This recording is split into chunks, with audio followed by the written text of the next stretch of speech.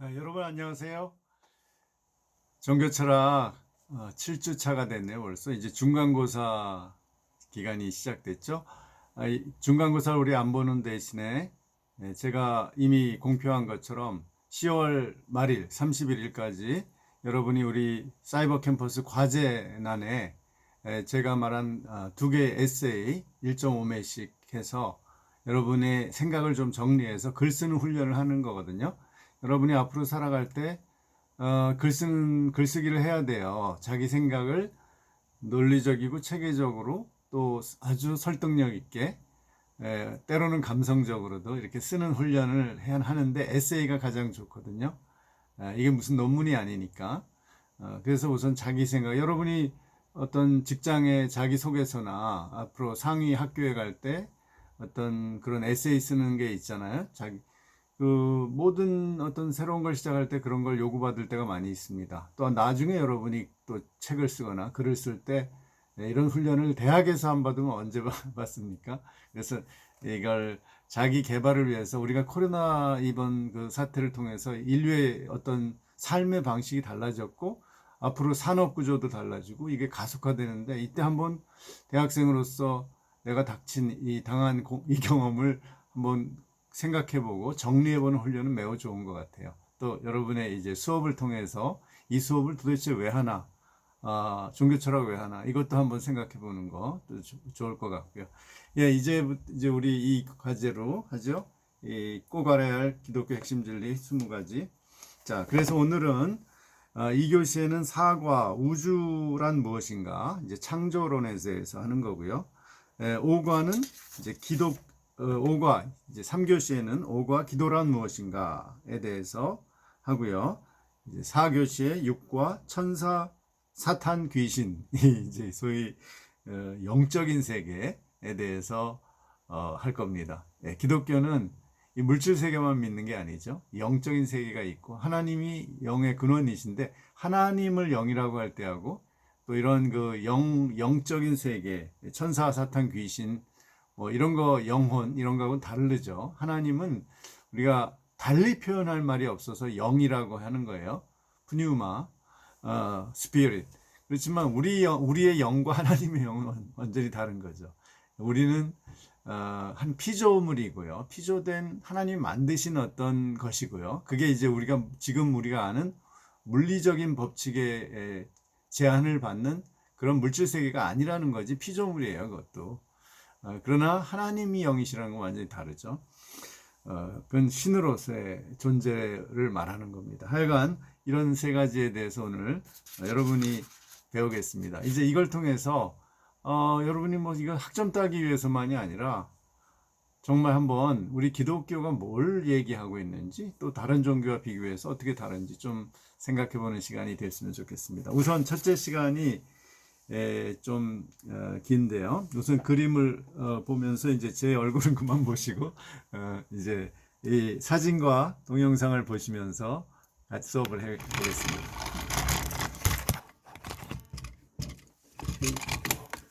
자, 이렇게 구식으로 아이고 이게 이렇게 기술적으로 여러분이 좀 도와주면 훨씬 나아질 텐데 저 혼자 집에서 영상 만드니까 이렇게 원시적으로 하고 있습니다.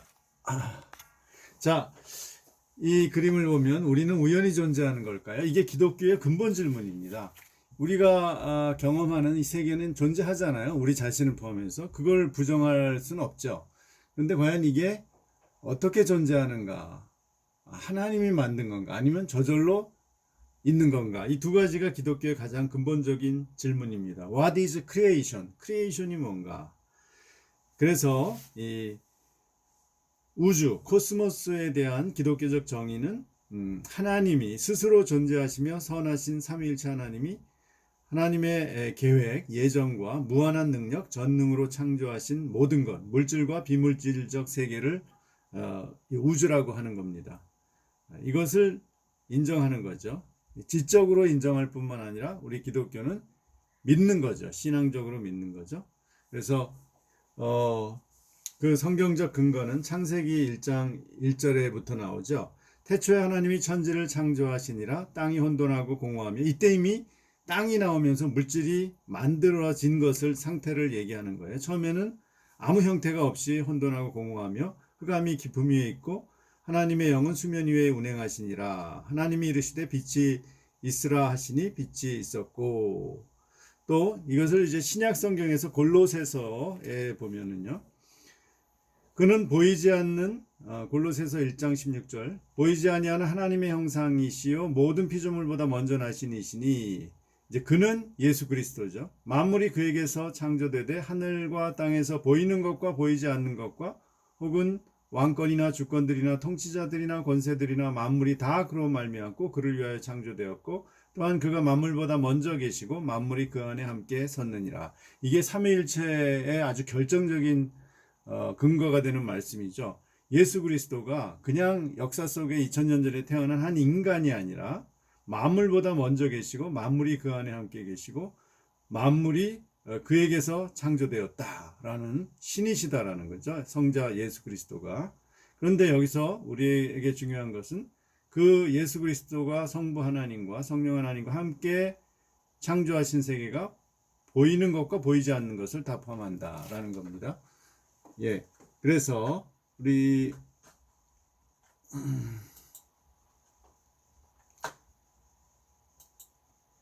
이 기독교는 이렇게 인격적인 하나님을 강조하죠. 이게 무슨 그림이죠?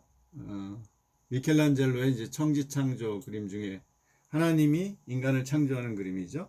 여기 보면 하나님이 인간의 할아버지의 모습으로 그려 있어요. 아주 위험이 있는. 예. 그리고 인간도 여기 인간 이제 남자로 대표해서 그렸지만 하나님을 이렇게 바라보고 서로 교감하고 있는. 그리고 그것을 이제 손이 맞닿는 것으로 표현했죠. 손가락이. 이런 인격적인 관계, 하나님과 인간의 관계. 이게 굉장히 중요하죠. 인간의 창조에서.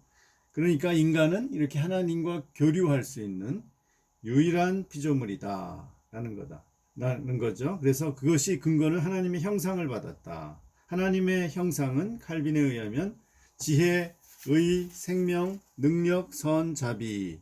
우리가 전에 공유적 속성이라고 한 거죠. 하나님과 인간이 공유하는 속성 또는 성품이 이 하나님의 형상인데 지혜, 의, 생명, 능력, 선, 자비.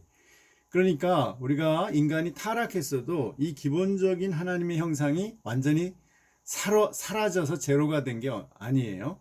기본적으로 있는데 오염이 되고 타락이 되었다는 거죠. 그 결과 하나님과의 관계가 끊어졌다. 이것을 영혼이 죽었다라는 이런 문학적 비유 또는 이제 은유적 표현을 하는 거죠. 영혼이 죽었다. 그럼 영혼이 사라졌다가 아니라 하나님과의 관계가 깨지고 그 원래 하나님의 형상이 훼손되고 왜곡되었다. 더 이상 하나님과 교류하고 하나님을 받아들일 능력이 없어졌다. 이제 그런 거죠.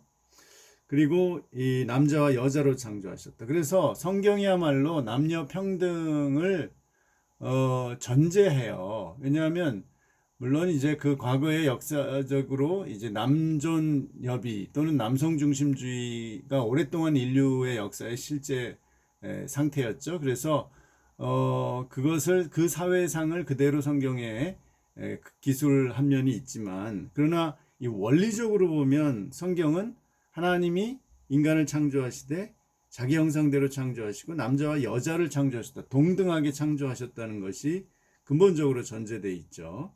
그래서 신약 성경에서도 남자 없이 여자 없고 고린도전서에 보면 여자 없이 남자 없다. 이런 말씀도 여기에 상응하는 말씀이에요. 그리고 인간은 하나님께 복을 받았어요. 그리고 특별한 사명을 받아서 생육하고 번성하고 땅에 충만하고 땅을 정복하라는 그리고 모든 생명을 다스리라는 이 문화 명령 또는 창조 명령을 받은 거죠. 심지어 시편 8편에는 4절에서 6절까지 사람이 무엇이기에 주께서 그를 생각하시며 인자가 무엇이기에 주께서 그를 돌보시나이까. 그를 하나님보다 조금 못하게 하시고 영화와 존귀로 관을 씌우셨나니 주의 손으로 만든 것을 다스리게 하시고 만물을 그 발 아래에 두셨으니. 그러니까 여기 이제 하나님보다 조금 못하게 하셨다의 원어는 엘로힘이에요. 엘로힘을 옛날에 조금 겸손하게 해서 이제 엘로힘이 천사로 번역되는 경우도 있거든요. 맥락에 따라서. 그런데 그래서 이제 천사보다 못하게 하셨다 있는데 요즘은 이것이 천사라는 것이 아니라 하나님보다 못하다고 표현한 것이다라고 대부분의 성경 신학자들이 이야기합니다. 그래서 이 맥락이 하나님과 인간을 비교하는 상황이었거든요. 그래서 하나님보다 조금 못하다. 물론 피조물과 하나님의 차이는, 창조자의 차이는 엄청나게 크지만, 그러나 그 하나님의 형상성이라는 것을 생각할 때 인간은 영화와 존귀의 관을 썼다. 이렇게 성경은 선언하고 있는 거죠. 예, 그래서 이런 인간의 모습을 아직은 요건 다음에 하고요. 이제 성경은 이 우주를 하나님의 창조로 생각하기 때문에 과학도 우주를 연구하는 학문이죠. 그래서 이 과학과 성경은 완전히 분리될 수가 없고 함께 가는 거죠. 그렇지만 과학이라는 것은 하나의 지금까지 밝혀낸 과학 지식이 또는 이론이 최종 진리가 아니라고 이미 과학자나 과학 철학자들이 얘기하고 있는 것처럼 완전히 확정된 게 아니라 불완전하죠. 그래서 그 이론들이 성경과 조화되는 이론도 있고, 예를 들면 중력 이론이나 빅뱅 이론, 또 갈등이 되는, 모순이 되는 이론도 있죠. 예를 들면 대표적으로 진화론이죠. 그런데 그 중에 하나 이제 진화론이 아니라 이제 빅뱅 이론을 오늘 보겠습니다. 빅뱅 이론을 보면 빅뱅 이론을 보면은 이제 창조냐 아니냐, 창조냐 아니면 우연이냐, 아니면은 무한히 우주를 연속적으로 있는 것으로 생각하느냐에 따라서 지금 빅뱅 이론을 해석하는 것도 두 가지예요. 그런데 먼저 한번 빅뱅 이론의 요즘에 그 빅뱅의 이전에 무엇이 있었냐에 대해서 한번 영상을 하나 보겠습니다. 그럼 여러분이 이 창조론의 과학적 의미를 조금 더 잘 이해할 수 있을 겁니다. 우리들 대부분은 빅뱅이 모든 것의 시작이라 생각합니다. 약 138억 년 전 우리의 우주는 거대한 폭발로 생겨났고 그 이후로 지금까지 계속 팽창하고 있죠. 그러면 우리 우주의 이전, 즉 빅뱅 이전에는 과연 어떠한 것들이 존재하고 있었을까? 사실 우리는 빅뱅에 대해서 거의 모릅니다. 그저 우리가 알고 있는 한 가지는 그것이 매우 밀도가 높았었고 또 매우 빠르게 밀도가 낮아졌다는 것뿐이죠. 캘리포니아 공과대학의 이론 물리학자인 션 캐롤 박사는 빅뱅은 우주의 한 지점이 아니라 시간 속의 한 순간이라고 말합니다. 우리가 약 138억 년 전으로 거슬러 올라가 보면 어떨까요? 그곳에 도착하게 되면 매우 뜨거운 높은 밀도에서 빠르게 확장하고 있는 시점, 즉 양자와 중성자가 충돌하고 서로 합쳐질 수 있을 정도로 우주가 식어가고 있었을 때를 목격하게 될 겁니다. 많은 과학자들은 우주가 첫 1초 동안 팽창이라고 불리는 지수 확장의 과정을 겪었을 것으로 생각합니다. 이러한 팽창은 시공간의 구조를 매끄럽게 만들었고 오늘날 물질이 우주 전역에 골고루 분포되어 있는 이유를 잘 설명해주죠. 그렇다면 빅뱅 이전은 어떨까요? 빅뱅 이전의 우주는 초고온과 고밀도로 밀집된 물질들이 무한히 뻗어있는 상태였으며 어떠한 이유로 빅뱅이 일어날 때까지 꾸준히 이 상태를 유지하고 있었을 가능성이 큽니다. 그리고 이 초고밀도의 우주는 양자 역학에 의해 지배되고 있었을지도 모릅니다.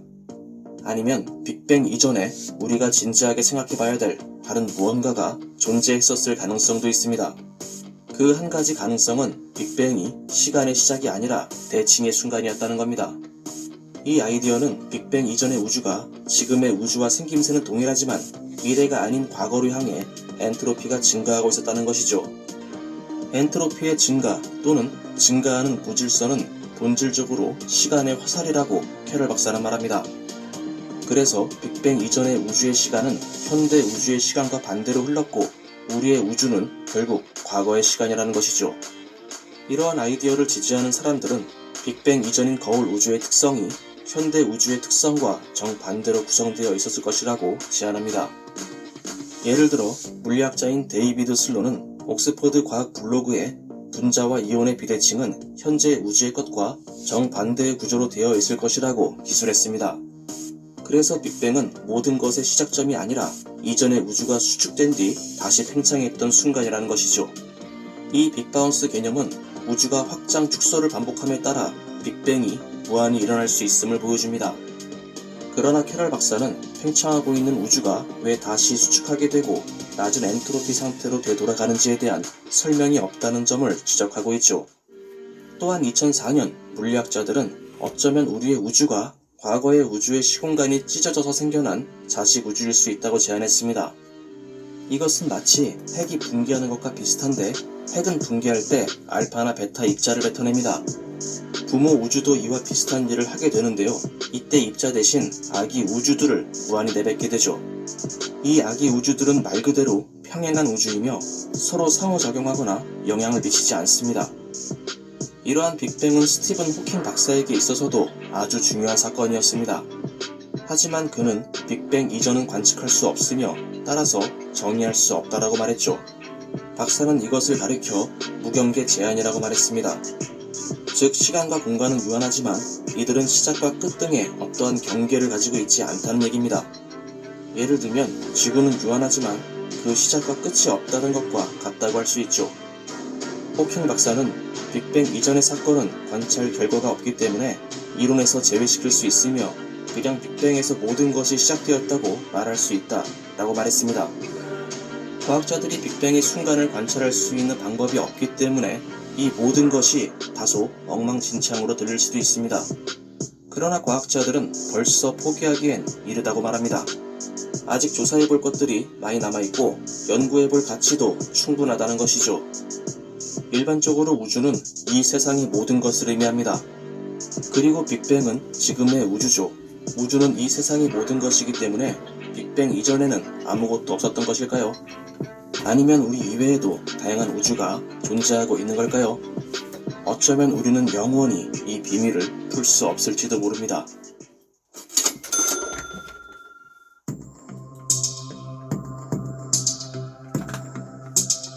예, 그만 보고요. 자, 이제 저를 봐주세요.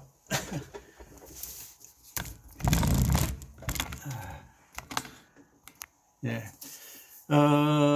이렇게 이제 우리가 이제 신학이에요.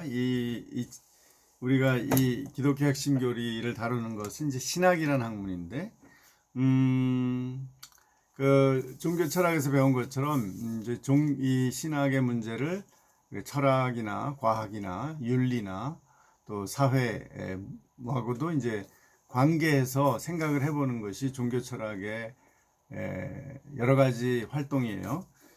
여러분 이 책 한번 아세요? 세상은 왜 존재하는가?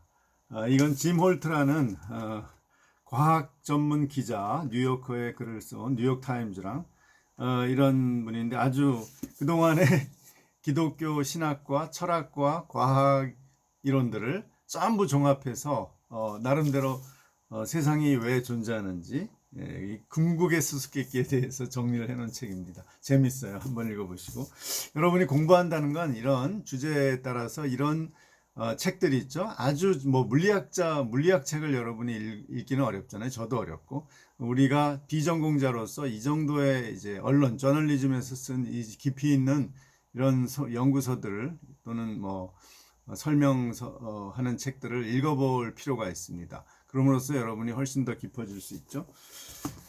물론 이 사람은 이제 기독교적인 결론을 내는 건 아니고요. 자, 그래서 가만 보니까 이 동영상은 전에 종교 철학 할 때도 본 것 같네요. 이제 생각이 나는데, 뭐 한 번 더 봐서 나쁠 건 없겠죠. 그래서 결국 이 동영상이 말하는 것처럼 호킹이 얘기하기 시작한 거울 우주, 우리 우주 이전에 또 우주가 있어서 이게 수축됐다가 다시 팽창한 거다, 빅뱅이. 또는 베이비 우주, 옛날 우주가 있었는데 그것이 소멸되면서 여러 가지 새로운 우주가 나왔다. 평행하는 우주들이 나왔다. 이거 베이비 우주라고 그래요. 거의 그 베이비 우주론의 평행 우주론은 그 이미 라이프니츠라는 철학자가, 근대 철학자가, 근대 한리론 철학자죠, 독일의. 이 사람이 모나드, 단자론이라는 데서 말한 거랑 거의 비슷해요. 이 모나드는 창이 없다는 말로 각각의 우주는 서로 관계하지 않아요. 그러나 어떤 예정 조화에 따라서 이렇게 라이프니츠는 기독교 철학자예요. 그래서 각자 가장 최선의 상태로 운행하고 있다. 그 안에서 자체적으로 움직이고 있다라는 이런 일종의 단자론적 평행 우주론을 얘기를 했거든요. 그게 이제 가장 우주의 기본단이라고 본 거죠. 라이프니츠는. 그러나 오늘날 이제 지금 말하는 베이비 우주는 하나의 거대한 우주 체계고요. 그러나 이것은 사실 설명이 불가능하고 추측성의 이론들이죠. 아직 이론이 아니라 추측이죠. 추측. 하이포티시스, 가정입니다. 과학적인. 거의 뭐 SF 소설과 유사한 수준인데 결국은 이런 게 있다고 하더라도 밝혀내기는 어려워요. 우리가 빅뱅 이전을 아무리 과학이 발달해도 인간의 힘으로 밝혀내기는 어렵습니다. 그런데 뭐 모르죠. 이 미래는 열려 있으니까. 그러나 지금 우리는 이 현존하는 우주조차도 우리는 다 이해 못하고 있어요. 한 0.01%나 이해할까요? 우주를.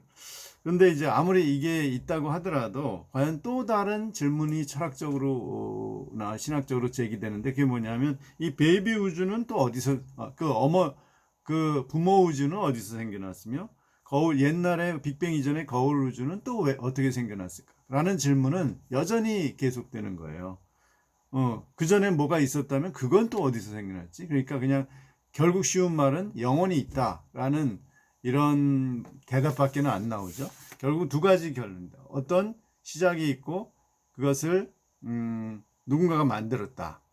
그게 신이다라는 이제 이 기독교나 아리스토텔레스가 말하는 것 같은 논리이거나 아니면 그냥 영혼이 있다. 불교나 힌두교에서 말하는 이제 종교의 논리거나 아니면 뭐 이런 순환 논리 또는 그리스 신화에 나오는 영원히 있는 카오스론 이런 거와 두 가지의 결국 선택이에요. 이걸 과연 합리적으로 선택할 수 있느냐 어렵다고 저는 봅니다.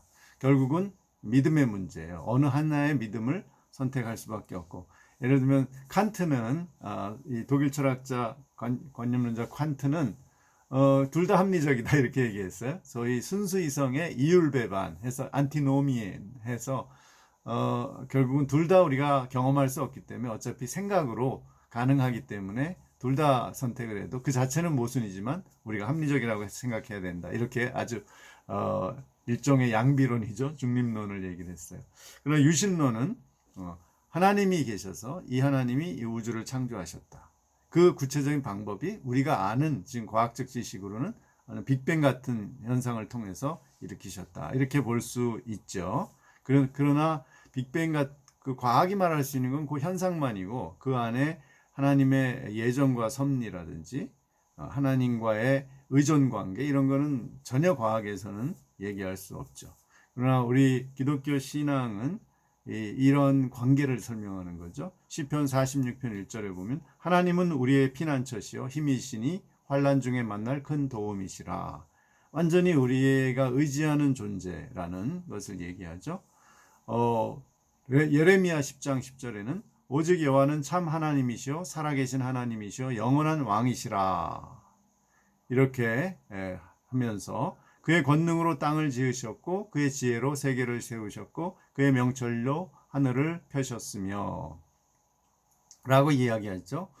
그 다음에 사도행전 17장 24절에는 또 이렇게 사도 바울이 얘기하죠. 우주와 그 가운데 있는 만물을 지으신 하나님께서는 천지의 주제시니 손으로 지은 전에 계시지 아니하시고 또 무엇이 부족한 것처럼 사람의 손으로 섬김을 받으시는 것이 아니니 이는 만민에게 생명과 호흡과 만물을 친히 주시는 이심이라. 그러니까 인간들이 이 하나님을 잘 모르고 또 경배하지 않아도 하나님은 이 천지를 만드셨고 그 인간들을 이렇게 생명을 주시고 또 모든 필요한 것을 주시고 다스리고